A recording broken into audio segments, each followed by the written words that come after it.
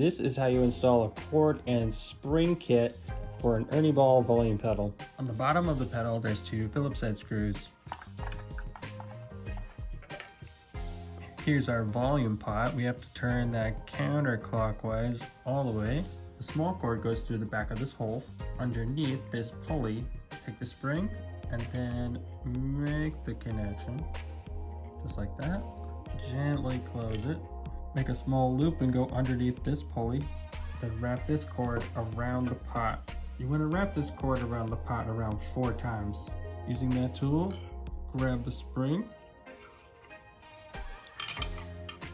Be sure the pedal is all the way down and the pot is turned counterclockwise all the way. Put this back in. Tuck the wires back in on this side. Put our screws back in.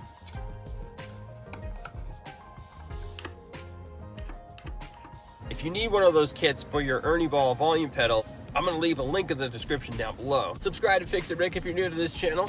Always remember that Jesus Christ loves you and only He can solve your biggest problem.